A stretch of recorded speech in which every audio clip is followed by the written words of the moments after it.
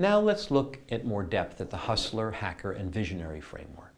Before we get into details about the hustler and the hacker and the visionary, let's try and understand why it matters.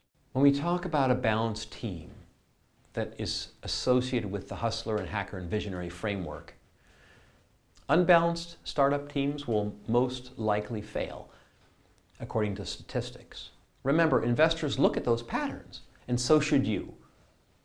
It's important. The important thing for you to take away here is to take proactive steps to bring in the right people for the right jobs. So let's take a quick look at the hustler, hacker, and visionary in more detail. It's very common to find a group of hackers who've come up with an innovative technology and decide to team up to build a great startup. This type of team will fixate on a technology and a product offering rather than listening to the market and the customer needs to develop a real solution to a real problem.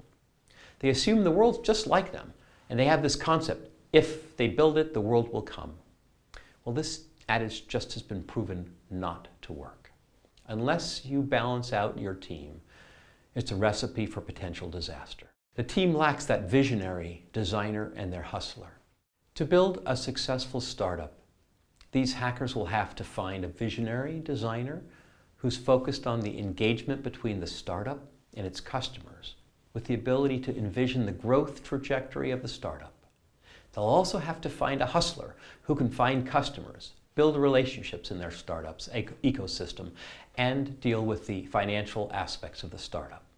An early stage startup should prioritize balancing out their team members first. Think of the hustler as somebody who's there to spearhead business development and sales and marketing. Hustlers are quintessential sales and marketing people, or people who are learning these skills on the fly and have the capacity to do a fantastic job of it. Investors love to see these people out there connecting with customers and allowing the company to gain traction and succeed. The hacker is the team member who's the coder or technical founder.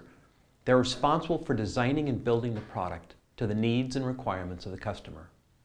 They're responsible for building and securing the intellectual property of the company. We're surprised to see companies go to potential investors with a prototype and some customers and say, things are looking really interesting, we'd like you to fund us.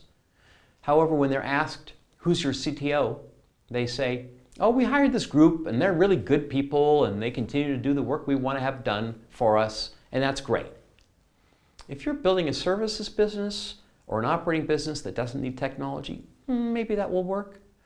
But if your company is relying deeply on technology, that hacker not being on board full-time is going to be a deal breaker for most investors. Another characteristic of a hacker is that they are the kind of people who genuinely want to change the world by creating technologies that, if harnessed, could create huge impact in people's lives or create huge customer usage and resulting revenue. But they do that without knowing how to convert that technical innovation and product and passion into money, or how to find and acquire customers. These are the people who control the intellectual property of your company and most of the intellectual property in the world. But it's difficult for them to take that to market on their own, especially in a profitable way. That's why a partnership with co-founders is so critical. Hackers are also domain-specific experts and are often responsible for delivering the product or services to customers, at managing day-to-day technical operations, building products, and getting it out the door. They have to be good developers and development managers and product managers. They're generally not the type who enjoys sales or accounting or administrative side of the business. They'll let other people do that job, and they'll take focus and pride on the product. Now let's talk about the visionary. This is the person who's leading execution. We can think of a visionary as the CEO or COO of a business. They often decide the direction of a startup. They're the ones who make sure that the trains are running on time toward a common vision. And they're the vision leaders who bring everyone under the same tent, making sure everyone has the same understanding of where the North Star is for that company. The visionary must make sure that there is good perception across the company of what the world's going to be like when the company's products are successful and when the company has scaled to reach its potential. The visionary is the master team builder and operator. Visionaries can be very charismatic and strong leaders who bring in top talent.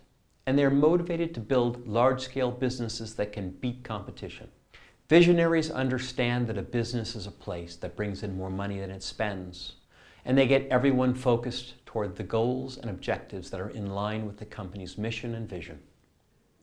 The visionary wants and seeks and thrives on power and influence that comes with being the best.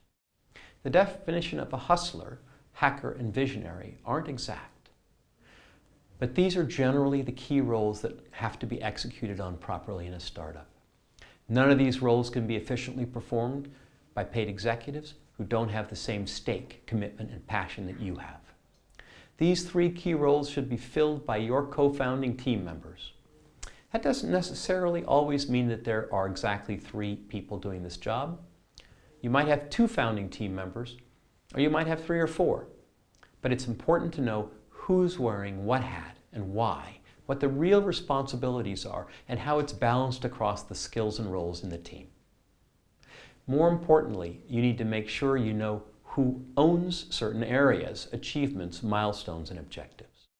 If these roles aren't balanced effectively and clearly defined, not just what you have to do, but what you're not responsible for doing, you're likely to run into some severe execution problems. And if the investors see this, they're not likely to invest in your company. Let's find out what type of founder you are. Are you a hustler? You create business sales? You're a hacker? You're the product person? Or you're the visionary, building the organization and the expert at executing?